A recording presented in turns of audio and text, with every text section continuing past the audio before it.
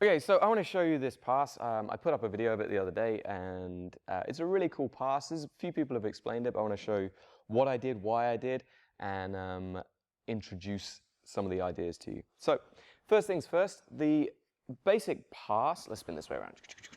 I'm going to show you two ways to do it, but the way that I did it in the video, my partner Steve had framed over here, so I switched my hip over to this side.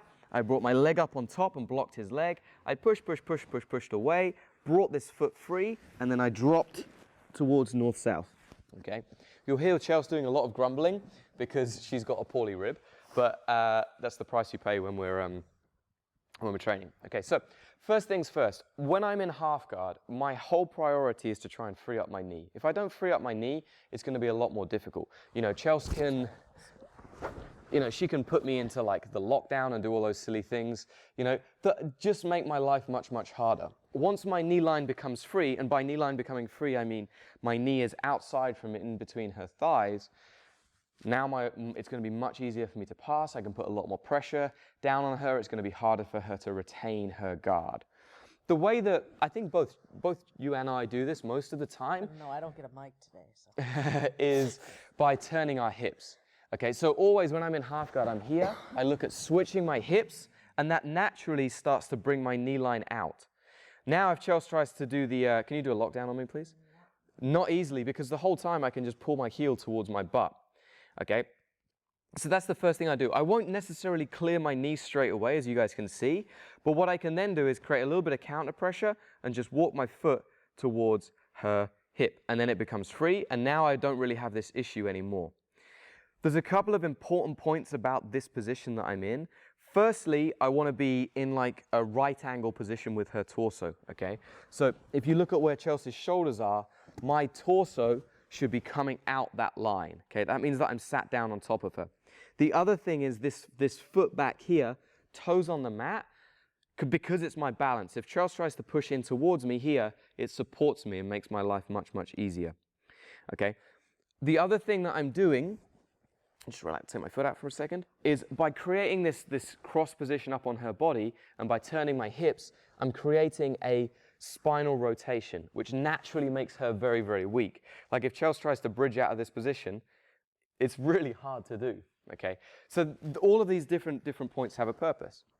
Okay, so I've turned the corner, I've gone to here. Like I use my elbow rather than my hand because you get some really tall, lanky people that reach through and do like a reverse Kimura. Chelsea's not one of those people, but I'll give her my arm. So I always use my elbow to start clearing, walk this free, and then I can keep adjusting back over into this position. The next thing that I want to do is I'm going to block her leg here. Okay, now you can hear this, you might be able to hear this grumbling that is now happening. It's Chelsea being squashed. So I've still got the weight on my toes here. My hip and torso line is still across her shoulders, but now I'm blocking her. So if Chelsea tries to bring this leg back inside, it's now blocked by my shin. The other thing that this does is if Chelsea decides to bridge towards me now, undo your guard and really try and come up on top for me. Yeah, it's going to be very easy. I have this wedge here. I talked about this the other day, which is like the hip wedge. This is kind of a reverse, hip hook. This is a reverse hip hook that I can use to guide her hips to where I want to go. Okay, so I use this all the time, okay? Now, I walk this position so she's really bent into her side, and now all I'm looking at doing is pointing my toes, pulling it through that gap, and I step it behind me.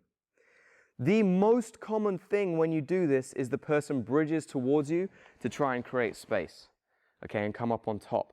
So almost always when I use this pass, I drop my head into that gap, and I drop my shoulder down on her, okay?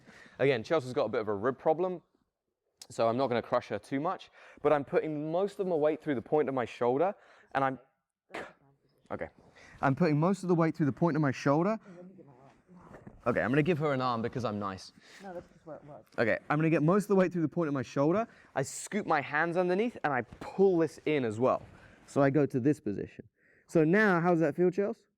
Heavy. Yeah, super heavy. So this is kind of somewhat heavy. When I add in this extra pressure, it's really hard for her. Okay, so I'm combining all of these different things when I'm thinking about this pass.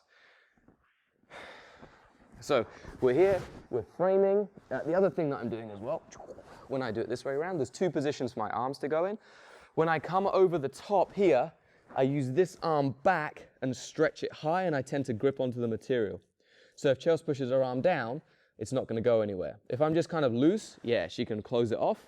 When I grab and block, it's going to be difficult. All right. So I switch those hips, turn, sit on the shoulder, start dragging her legs, get my shin in front.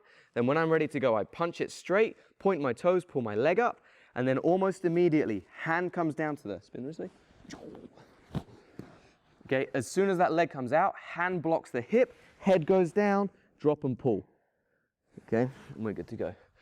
The other way that I do this as well, which is going to result in me having tons of makeup on my gi, is from this head and arm position. Okay, so it's a little bit different, but it's virtually the same thing. My only goal now is to try to get her looking across this direction and keeping this shoulder flat. So even when I'm here, I do the same thing. I turn that hip, walk my hip line free. You can see I'm just using my foot. If I need to, I can use this leg. And from there, I put that hip hook in.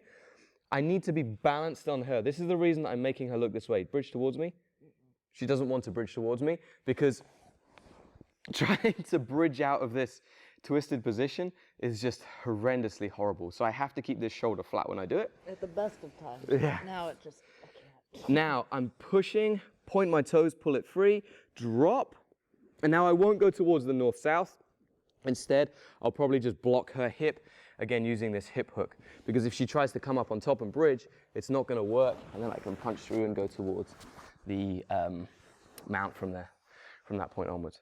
So that's the pass. I'll pop up the video so you guys can see it. It's 2 different variations, exactly the same thing, just with slightly different upper body controls. But the principle of the upper body control is always the same.